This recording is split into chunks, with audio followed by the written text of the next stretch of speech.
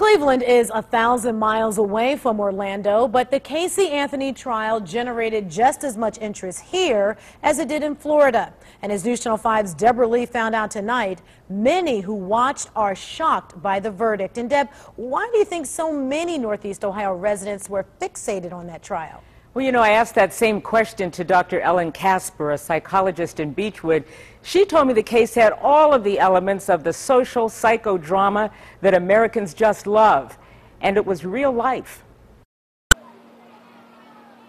At Purvis Park in University Heights, some thought Casey Anthony had about as much of a chance of being cleared in her daughter's murder as we have of getting this kind of weather in December. I was shocked. I couldn't imagine how they could find her not guilty. I thought for sure that she was guilty the whole time. The verdict shocked a lot of trial watchers, in fact, most. Even seasoned attorneys like CNN and News Channel 5 legal analyst Avery Friedman, who says it all came down to what the defense called a fantasy of forensics. The defense had the #1 forensic scientist in the world, Dr. Werner Spitz, who worked on the Kennedy case, worked on the Dr. King case, and he explained to this jury that the evidence, the investigation was, quote, shoddy.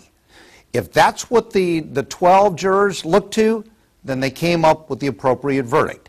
I think a lot of people are surprised because she did not behave, at least in the courtroom, like a mother who was suffering a loss this profound. Psychologist Ellen Casper has never evaluated Casey Anthony, but she hopes she can now begin the grieving process, whether she's guilty or not.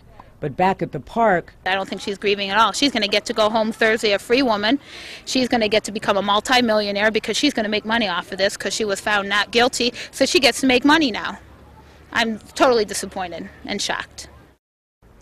Meanwhile, attorney Friedman is predicting that Casey Anthony will be given credit for time served and get out of jail this Thursday, even though she was convicted of lying to police. Deb Lee, News Channel 5.